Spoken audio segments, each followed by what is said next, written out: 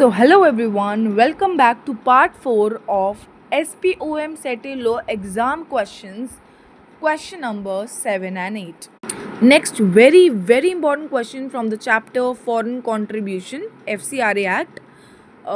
मुझे लगता है काफ़ी सारे बच्चे इसमें फंस सकते हैं जस्ट बिकॉज एक फॉर्म के ऊपर क्वेश्चन पूछ लिया कि कौन सा फॉर्म हम लोग यूज़ करेंगे to intimate the government about the receipt of foreign contribution. तो क्वेश्चन ये था कि we have received foreign contribution in the form of article and in the form of foreign securities, which form will be use to intimate. ठीक है, और options में था FC1 for article and FC4A for foreign security, या फिर FC4 for article या FC1A for foreign securities. I might be wrong but these kind of options were there.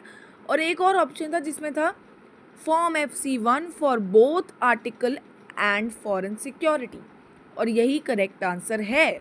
आपको confuse नहीं होना है, बहुत सारे फॉर्म्स वहाँ पे लिखे होंगे 4A 4, बस सिंपल याद रखना है फॉर्म FC1, चाहे आर्टिकल चाहे फॉरेन सिक्योरिटी चाहे कोई भी टाइप की रिसीट हो रही है फॉरेन कंट्रीब्यूशन में, गिफ्ट बेसिकली गिफ्ट जो आपको रिसीट हो रहा है ना, फॉरेन सिक्योरिटी आर्टिकल या गिफ्ट, तीनों ही फॉर्म FC1 के अंदर इंटीमेट होते हैं.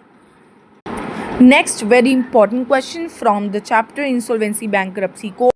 नाउ दो रेजोल्यूशन प्लान्स हैं, पहला प्रमोटर से मिला है, दूसरा ऑपरेशनल क्रेडिटर से मिला है. उस केस स्टडी में कहीं भी मेंशन नहीं था कि फाइनेंशियल क्रेडिटर है या नहीं है. तो अब हमें इसका क्रक्स क्या समझना है. हमें ना एक्चुअली 4 ऑप्शंस थे कि वो दोनों अटेंड कर सकते हैं मीटिंग को जो COC की होगी, वो दोनों ही अटेंड नहीं कर सकते, या फिर अटेंड तो कर सकते हैं लेकिन वोट नहीं कर सकते, या फिर एक जना दोनों अटेंड कर सकते हैं, उनमें से ऑपरेशनल क्रेडिटर ही वोट कर सकते हैं. बेसिकली प्रोविजन यहाँ पे ये समझना पड़ेगा कि अगर रेजोल्यूशन प्लान आ रहा है मतलब कमेटी ऑफ क्रेडिटर ऑलरेडी है, और कमेटी ऑफ क्रेडिटर है मतलब फाइनेंशियल क्रेडिटर भी एग्जिस्ट करते हैं. ठीक है, और ऑपरेशनल क्रेडिटर के केस में ये होता है कि अगर more than equal to 10% of the total debt का उनका क्लेम है, in that case they can attend the meeting but still they are not eligible to vote. तो वोट तो वो कर ही नहीं सकते अनटिल अनलेस कि देयर फाइनेंशियल क्रेडिटर है ही नहीं, बट अगर हैं COC है तो वो वोट नहीं कर सकते. और प्रमोटर तो डिस्क्वालीफाइड होते हैं because they are the relative in case of the company.